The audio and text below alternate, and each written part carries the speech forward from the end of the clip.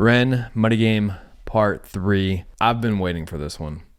I have been anticipating Money Game Part 3. Somebody in Money Game Part 2 left a comment and said that it resolves in Money Game Part 3. So I'm super excited for this. And before getting started here, again, I just want to thank you for voting. Right, I had a little poll going of if it's going to be the warning or Ren or NF. And at the time of recording this, I'm not sure exactly what's gonna win out here. But thank you for participating and thank you for sticking around. I'm a teacher. We're towards the end of the year, and I'm doing a lot of extra things. Right, this is what teachers do. And I have some changes coming up in the near future here that I'll make a video about. But I just wanted to thank you so much for sticking around. And this is Ren Money Game Part 3. I'm excited and nervous.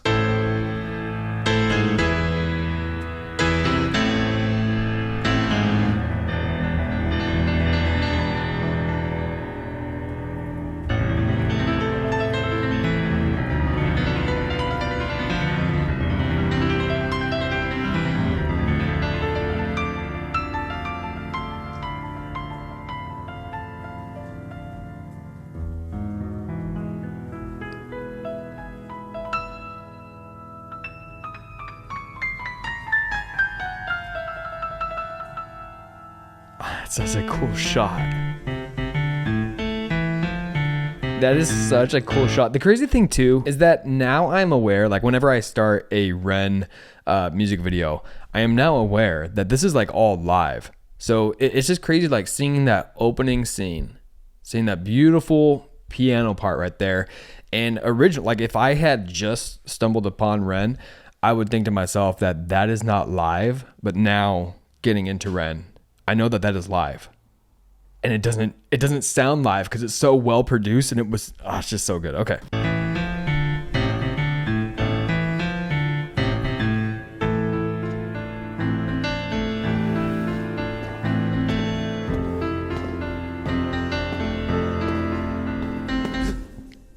So was that Ren playing the piano?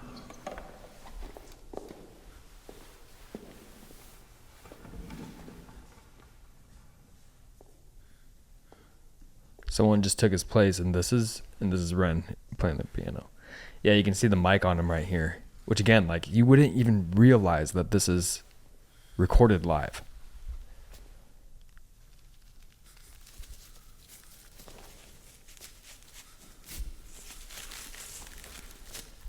So it's he didn't even realize he had the bag on his face type of thing.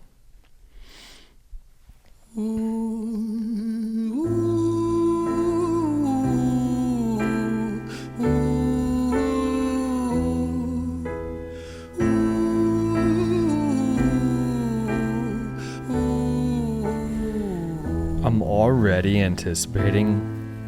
Wow,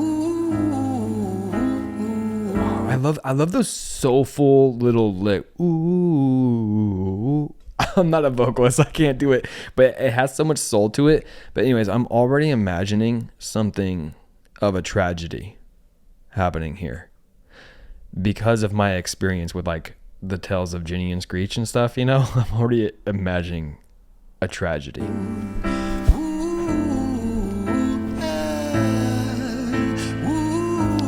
I just love the style of soul that is in this. Let me tell you a story about a boy named Jimmy. 1 year old and his first words were mine, gimme. 2 years old he was walking, 3 years old walking quickly. 4 years old he was running round the pavements of his city. 5 years old and his daddy told him, listen here son, you gotta learn to be a man. A man, he works for what he wants. 6 years old and he's reading, writing, top of the bunch. And when he's 7, his progression made him student number 1. 8 years old and he's praised for unusual grades. 9, his parents paid for private school to nurture the flame. 10, 11, 12, 13, he ascends and ascends. His daddy tells him, son, money is the means to all ends. 14, solving complex mathematical equations. At 15, IQ 150, still elevating. 16, he develops complex software code that detects weaknesses in cybersecurity protocols. 17, and he sells his vision, keeping the share. Not yet an adult, but he's practically a millionaire. 18, and his daddy tells him, now you're a man. This world don't give a damn about you, so take all that you can. Now, My gosh. Oh, we're 3 minutes 24 seconds into this. I can already tell that this is going to stir up conversations for me that have to do with teaching and youth. If you don't already know, if you haven't been following along, I am a public school teacher. And already here, like this theme of what we influence into kids is really hitting home for me, because I'm in a position that, regardless of how much you try not to, does influence the youth. And I'll try to touch back on that, like try not to influence them, comment later. But I want to get back into this. 19, he turns a profit, stocks and shares, invest in product. 20, double down deposits. 21, his income rockets. 22, he learns that truth is just an obstacle to wealth. If you manipulate the data, then the lie will sell itself. 23, a life of luxury, crystal and cocaine. 24, he makes the Forbes list, they're applauding his name. 25, and his daddy tells him, listen here, son, while you're sitting in that palace, that door. I feel like I recognize that motif. Dun, dun, dun, dun, dun. Bum, bum, bum, bum. I feel like I recognize that little melody right there. I'm gonna rewind it just a little bit because I got distracted by the music, as I often do, and then stop listening to the lyrics. So we gotta rewind it just a bit here. The data, then the lie will sell itself. 23, a life of luxury, crystal and cocaine. 24, he makes the Forbes list, they're applauding his name. 25, and his daddy tells him, listen here, son, while you're sitting in that palace, that don't mean that you won. 26, a business shift, he switches business to arms. He's 27, dealing nuclear and shells in Iran. 28, inside the Senate, money bought him a seat. He's 29. Yeah, so there's this like constant theme going on in this one where it's like the dad is never satisfied or proud of his son. And maybe that's supposed to be reflective of more than just the dad, but reflective of society. Like that's how I'm kind of interpreting this. Like society putting that pressure on kids. In a role of counsel in the president's suite. Now he's 30.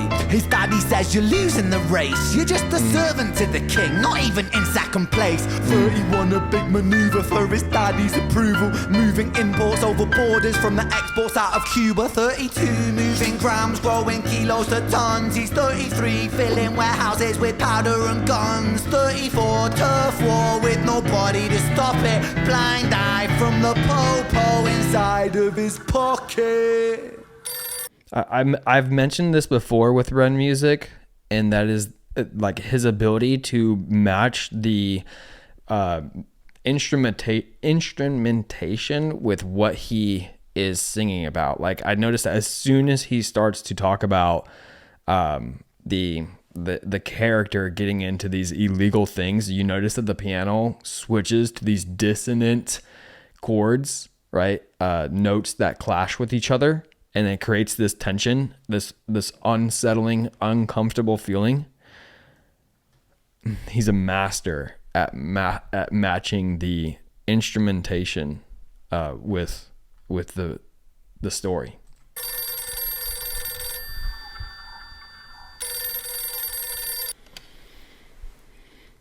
$35, he gets the call. I'm sorry, son, but it's your father. Had a heart attack. I'm sorry, he's gone. 36, getting pissed off. And so he never using gets his product. 37, eyes glazed, disposition demonic. 38, with a prostitute, a moment of passion. Heating up a silver spoon and then chasing the dragon. 39, getting reckless and hungry for power. Daddy's words are still driving him to kill and devour. And he never gets like the chance to that starts to make me emotional, but never gets the chance to get his father's approval.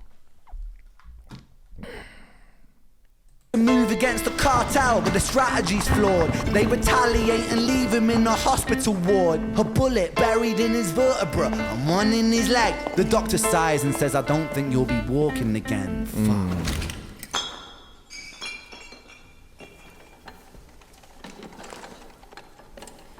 And this is all one shot. Like the camera never stopped rolling. It reminds me of that one war movie that won a bunch of awards.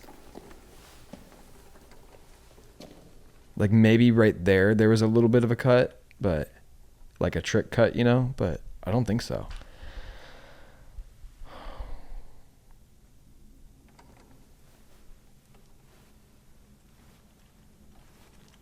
Let me tell you a story about a boy named Jimmy. He was 40 and he cursed the words, mine, mine, gimme. 41 he wasn't walking, 42 not walking quickly, 43 never running round the pavements of his city, 44 inside a palace with a mountain of gold. But those riches turn to rubble when perspective evolves. Weighing heavy on his conscience is the value of gold. Lamborghini for a life, trading money for souls.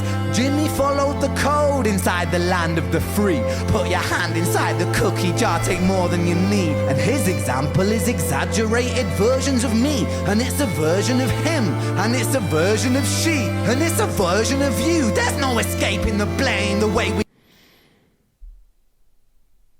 Wow.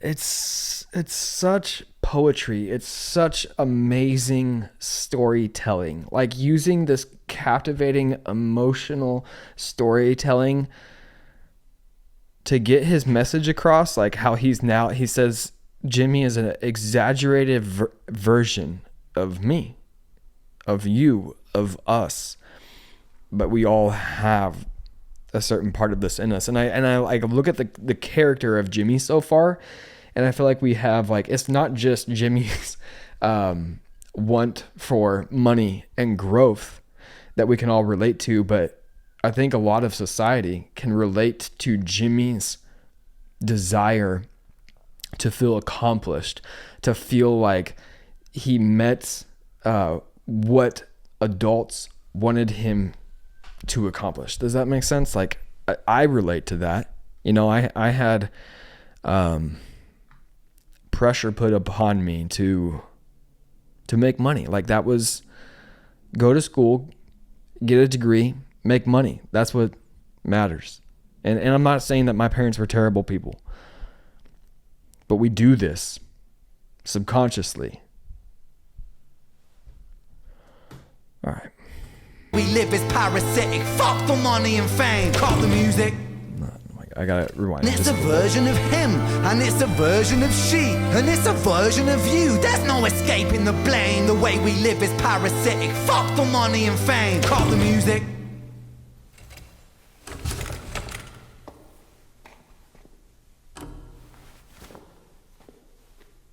This isn't entertainment. This is real life. The way we live is lunacy. Community, it declines. Hyperpolarized, always fighting, then we divide. Truth is less important than the money that we designed. Money's an... I'm trying to capture all of this, and all of this is it's so true of our times. I look at like Ren's this music video here. It is a reflection of the times that we are living in. Like this could be added to history, to cultural history of, like, 70 years from now, people wanting to know what was going on in the world. How did people feel?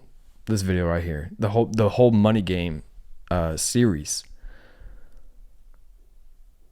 This like the world is so polarized right now, and community has declined. A lot of that is driven by politics, and I think a lot of it is also driven by the money game. Like to make as much money as possible. Invention. Politics from our invention. They all come from people's ideas. Did I mention? Border's an invention. Law and order fuel the tension. It leads to people killing each other. My solution. And this is still Jimmy here speaking. And this is the resolve. I already have like an idea of the resolve that this music video is leading up to.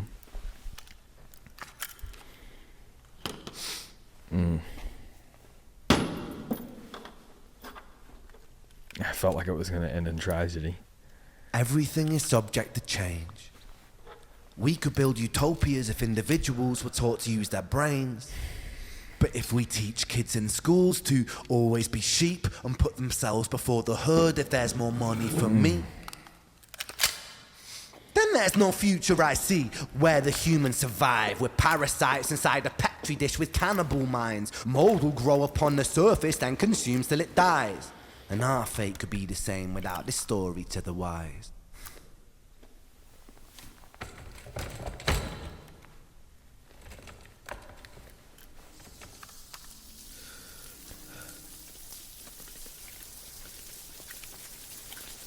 "45. Jimmy comes home out of the rain, soaking wet upon a wheelchair, drinking again. He is everything he wants, he is fortune and fame. He's a fortunate fool with an unfortunate fate.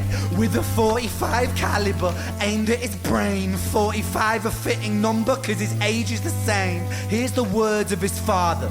It's such a damn shame. Then he presses on the trigger of a money game.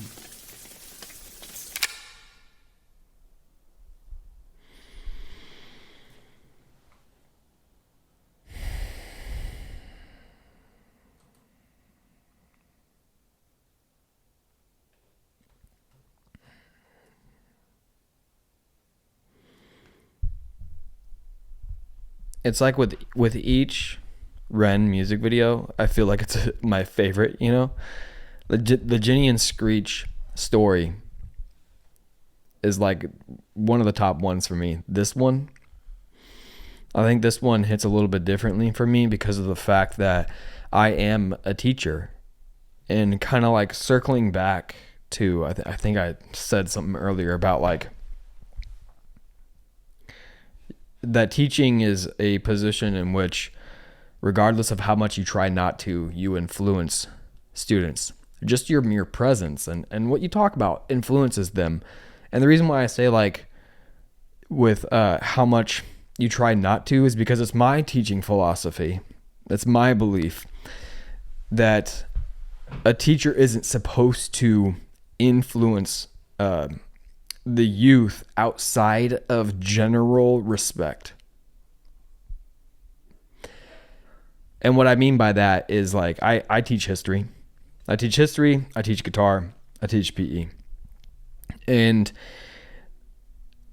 I do not believe that it is my place to influence whether a student is more liberal or more conservative or any of that.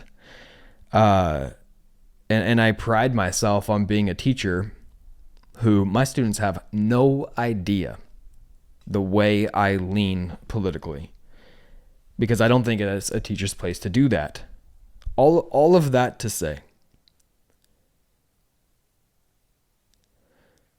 we still, as teachers, influence kids. And something that really hits home for me in this video is what I think is the resolve. I think what Ren is saying here, like to solve this money game, or at least to alleviate it, is to start with the youth. This music video, it started with the youth. It started with this, I think he said 4 years old, and the dad tells him, you gotta work hard in this life to make it what you wanted or something like that. And like, no matter how much money Jimmy made, the dad was never happy with it. Yes, I think that's an extreme version. But I also think as a teacher who is in the world of academics, we stress on students the importance of college, like this whole college bound type of thing, you know? And I'm not saying that college is bad. But I think it's important to self-reflect and think, why are we telling students, why are we putting so much pressure to go to school? I don't think it should be for the sake of making money. I think that providing for yourself is extremely important. And so we should, students should be raised in a way that teaches them to provide for themselves. But when the conversation about what you do after school is just about money, then it can produce a tragedy like this. Rather than having conversations around what is going to make you happy, what is going to make you feel fulfilled.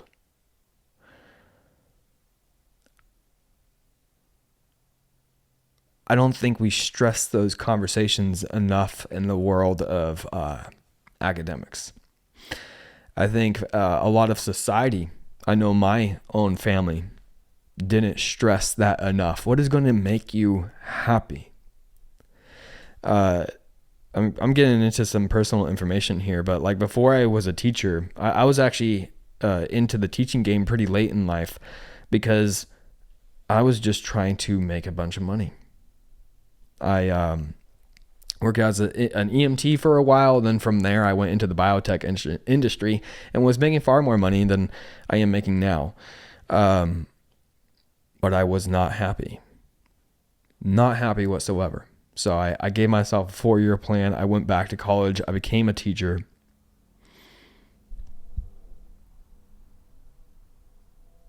And I hope that I do a good job at teaching my students the value of providing for yourself while making sure to maintain that you're not selling yourself away or giving up a passion or interest for the sake of making millions. I just don't think it's a thing that is brought up enough. And it also, again, I want to thank those of you. I was being really hard on myself in Money Game Part 2, and I was talking about I'm greedy, and to an extent, I still kind of stand by that. I'm not a millionaire. I don't have any employees, but I have these other side projects that I do outside of teaching that make me a side income. Again, not enough to replace my teaching salary, so I'm not filthy rich by any means, but the part of this whole Money Game series that I see within myself is just sometimes I think I do sacrifice what I love to do, painting, guitar, having deep intellectual conversations. I sacrifice it so I can get X amount of videos published on my other channel that makes me a lot more money. And I appreciate that, people tell me that you're not greedy. And at the end of the day, yeah, I don't think I'm that greedy, but I do think that everybody has something to self-reflect here. And I think for me, it is this self-reflection of making sure that I balance my creative outlets simply for being creative and the money-making side to it. All right, I am a rambler. I am a rambler, and if you have stuck around for the end of this video and just hearing me just word vomit all over this, thank you very much. I appreciate it. I think this has got to be my favorite so far, and I understand that I don't even think I've scraped the surface of the catalog of Ren and the Big Push and all of this, but wow, that was a beautiful tragedy. Something that I've shared before. I would love to share Ren with my students. I have some people ask, have I shared Ren with my students? Honestly, I think I've used some quotes, but I haven't. And again, that comes from my place of this deep understanding or feeling that it's not my place to influence students. Outside of general love and respect. And I guess I would say, out of following what they love to do. You know, it's a weird line to walk, you know. I want my students to value passion over money, enjoyment over money. Okay, I'm rambling. Thank you for watching.